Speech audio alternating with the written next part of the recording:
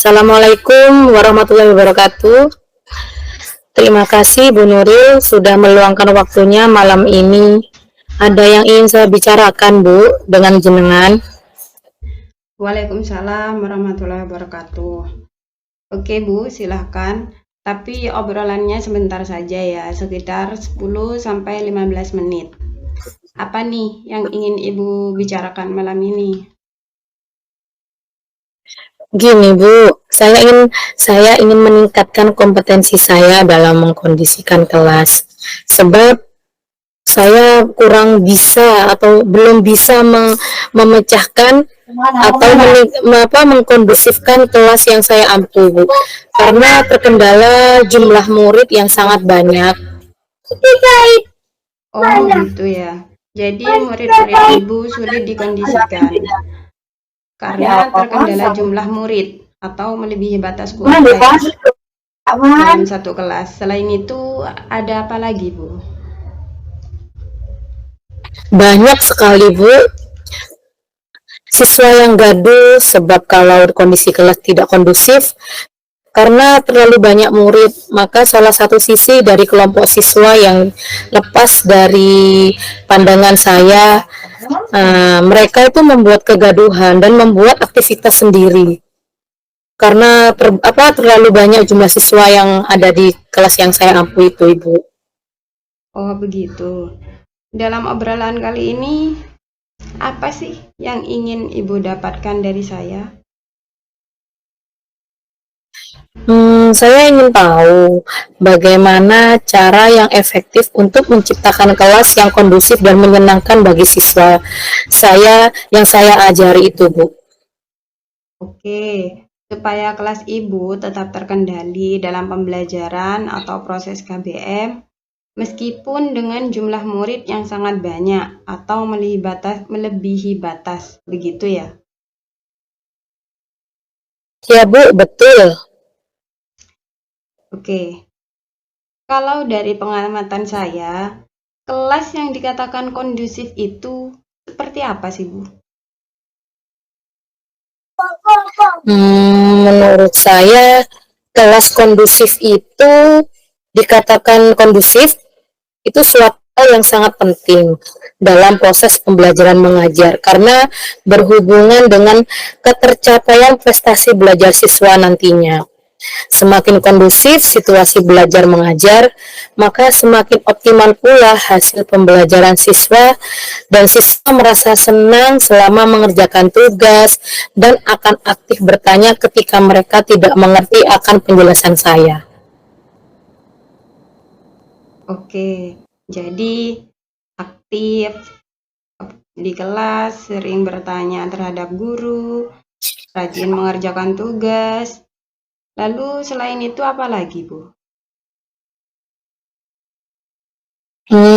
Selain itu, siswa juga tidak jenuh jika disuruh mencatat materi dan kondisi kelas itu menjadi aman dan ideal, Bu.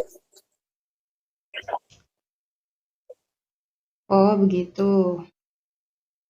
Jadi ada 4 ciri ya. Yang pertama, aktif di kelas. Kedua, sering bertanya kepada guru. Kemudian mengerjakan tugas dengan rajin, mencatat materi. Yang idealnya seperti itu ya. Nah, kalau yang ideal itu di angka 10, sekarang itu murid Bu Zahra yang mengikuti dan memperhatikan, kalau dari angka 1 sampai 10, angka berapa dalam pencapaian tujuan pembelajaran yang Ibu harapkan? Sebenarnya kalau harapan saya pribadi, Bu, itu pengennya itu di atas rata-rata karena kondisi kelas yang tidak efektif, maka rata-rata angka ideal di kelas yang di antara saya antara 5 sampai 7, Bu, untuk saat ini. Oh, beragam berarti ya. Kalau dirata-ratakan ada di angka 5, bingung juga sih, Bu. Ya, Bu, betul. Mungkin ada beberapa faktor yang mempengaruhi selain jumlah yang terlalu banyak menjadikan suasana kelas itu pengap. karena sirkulasi udara yang kurang akibatnya siswa merasa tidak nyaman dan tidak betah Bu saat saya melakukan pembelajaran di kelas, sehingga kekondusifan kelas itu saya tidak mencapainya. Oke, berarti karena faktor jumlah siswa yang terlalu banyak, ruangan kelas yang kurang luas, sirkulasi udara jadi sangat minim ya, dan mengganggu proses KBM yang sedang berlangsung. Jadi sekarang nggak mimik susu dah. Iya betul Bu. Nggak ya usah. Jika kondisi kelas yang saya harapkan itu tercapai, mungkin di angka 8 sudah bisa saya capai Bu. Baik, lalu apa yang bisa Ibu lakukan untuk mencapai angka 8 itu? Sebenarnya itu yang saya pikirkan Bu. Kalau dari pengamatan Ibu, rencananya murid-murid Ibu ini ingin diperlakukan seperti apa saat belajar di kelas supaya tetap kondusif, supaya termotivasi untuk belajar, motivasinya tinggi, semangat, serta aktif dalam pembelajaran dengan mencatat, rajin, dan mengerjakan tugas yang diberikan oleh guru. Saya membutuhkan strategi Bu Nuril untuk mengendalikan siswa yang suka berbicara saat pembelajaran berlangsung. Dia tidak mengatasi rasa pengap siswa karena kondisi yang tidak kondusif mungkin bisa dengan satu kelas terisi oleh 2 guru, atau kelas yang saya ampu itu dibagi menjadi 2 kelas dan dibagi 2 kelas, dan guru itu juga harus ada pendampingnya Bu. Jadi biar kelas itu menjadi kondusif dengan adanya 2 guru yang memantau mereka ketika belajar secara individu maupun secara berkelompok. Oke, jadi ceritanya Ibu ini perlu guru pendamping dalam proses KBM berlangsung gitu. Dan atau bisa menggunakan wali kelas, atau bisa pemetaan tempat gitu, begitu ya.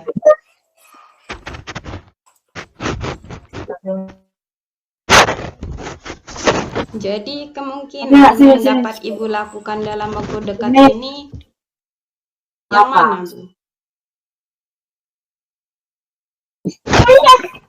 Dalam waktu dekat ini kemungkinan yang bisa dapat dilakukan ialah berkolaborasi dengan wali kelas Bu, supaya dalam pembelajaran itu ada guru mapel dan wali kelas sebagai pendamping di dalam kelas yang saya ampu itu Ibu. Oke, selain itu apa lagi?